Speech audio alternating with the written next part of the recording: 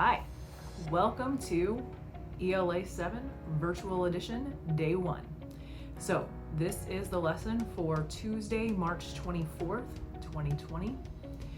As you well know, usually the first day of our week, which would be today, is vocabulary day. So we are going to focus for today on vocabulary because it is the first day of vocabulary list 19, and it is also the first day of a scope story, which you may recall, we generally go over the new words that you might encounter in the article or articles before we start reading so that you know what you're looking at when you see it.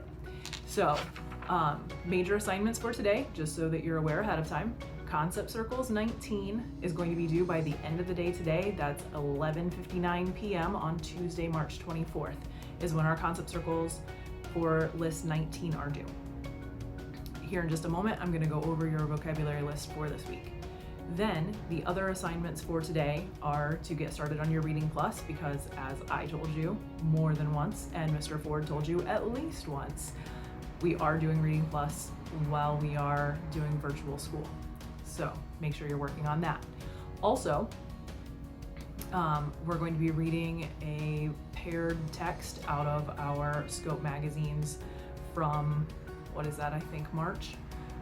So it's the red one that I gave you before we left for break. Hopefully you have that. If you don't, I am including scanned copies in this module, and also I'm going to include the link and password so that you can access it digitally online as well.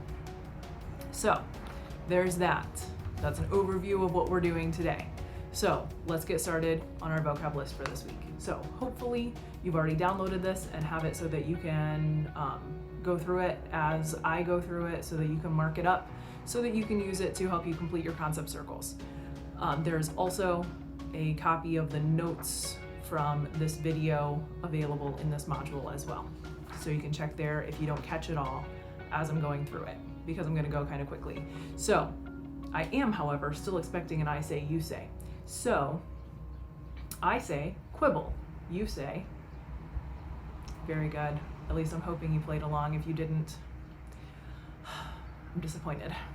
Oh well. So quibble means to argue over picky, unimportant details. We're going to do two definitions there, and this one I'll break down for you. To argue details and an unimportant argument. Okay, so you'll have to add a few words there.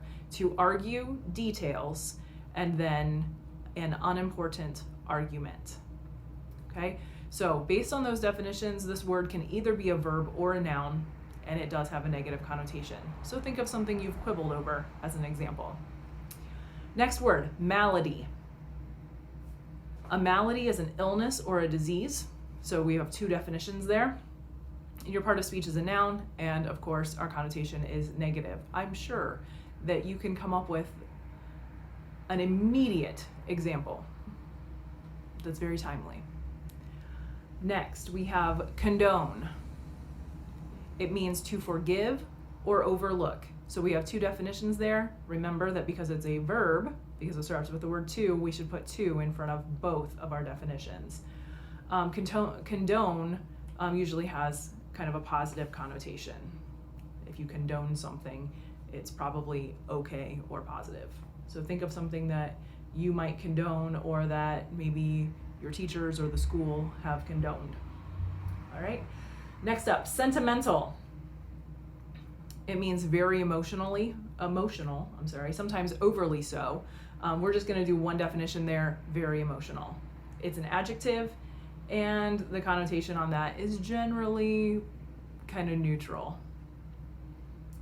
because it can be at times negative and it can be positive. So something that makes you sentimental or might make others sentimental, that should be your example. Obstinate means stubborn. So that's one definition, and obstinate is an adjective and has a negative connotation. Sixth word, halfway there, means tangible. Tangible means real, actual, capable of being touched. So our definitions there, we're going to do three. So we've got real, actual, and then capable of touching is going to be our third definition. Capable of touching, that's how we're going to make that 3 words. All right, our part of speech is adjective and our connotation is neutral. So think of something that is real, actual, something you can touch. That's something that's tangible. So that would be the opposite of the abstract nouns that we talk about a lot of times, where you can't touch integrity, right? You can't touch honesty. But tangible, something that is tangible is something that you can touch. It's real, it's actual. Okay? All right, on the back, profit. It means gain, benefit. So that's two definitions. It's a noun and it is a positive connotation. Next, innovation. It means a new idea or way of doing something. We're going to do two definitions. So we've got new idea, new way. Okay, those are our two definitions. And the part of speech there is a noun, and an innovation is usually pretty positive. So think of something that is new, like, I don't know, virtual school. It's an innovation. Replenish. It means to fill again. So one definition there, part of speech is a verb, and our connotation is neutral. Next, irrelevant. Irrelevant means off the subject, unimportant. Two definitions there. Our part of speech is an adjective, and the connotation is negative. So I'm sure that you won't have a problem coming up with something that we've talked about in class that has been irrelevant, or maybe you talked about it and not we. Chastise is our first bonus word. It means to punish or to discipline. Oh, I forgot to use it. I say, you say. Chastise. To punish, to discipline. Two definitions. It's a verb and its connotation is negative. Finally, countenance. Countenance is a facial expression. It has one definition. It's a noun and the connotation is neutral. All right, so just a reminder, when you get started on your concept circles, you need to make sure that it's 3 words or less per section of the circle.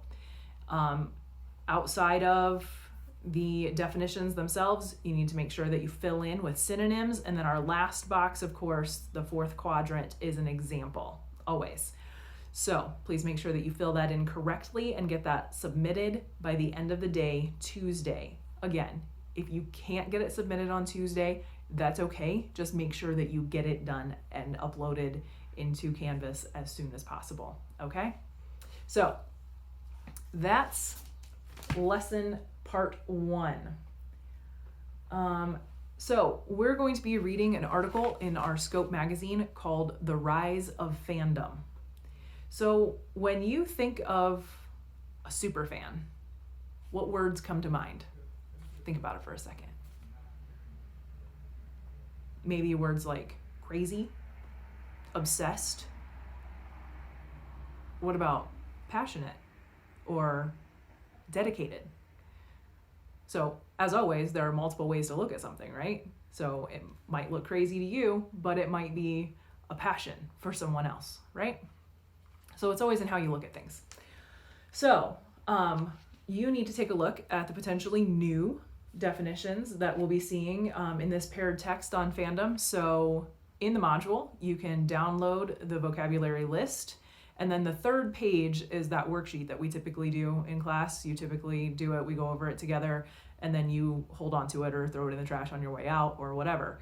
This time around, though, so that I can make sure that we're getting things done and that we're understanding things and can give you some feedback, I'm going to have you turn that in. So it's all going to be in one document.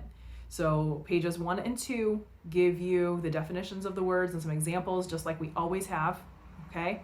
And then that 3rd page is going to be where you actually use those words and try to figure out how they're typically used and how you can use them in a sentence. Please make sure that you complete it, make sure that you save it, and then make sure that you turn it in.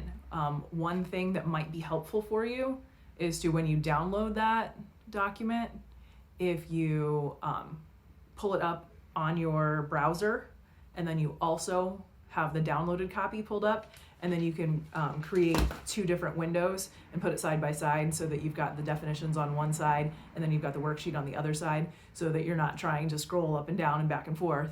to complete the worksheet. So if you put them side by side in 2 different windows, that might be helpful. All right, so that's about 10 minutes. And so I want to go ahead and get finished with this so that you guys can have some time to work, so that you're not spending all day working on ELA, okay? So you do have some options for reading the article though. You should have a magazine, but if you weren't in class on Friday, you might not. Again, I'm going to scan the article in so that you can grab hold of that. You can download it if you'd like. If you have your magazine, just use your magazine. And then if you prefer that digital copy and like using the website, I'm giving you access to that as well. So there's multiple different ways that you can get a hold of the article. And if you would like to hear me read it, there's a video of that in this module as well. So however you want to do it, you need to read the article because tomorrow we're going to be doing some work with it. All right? Enjoy your day. If you have any questions, don't hesitate to email or to message me on Canvas. Thanks. Bye.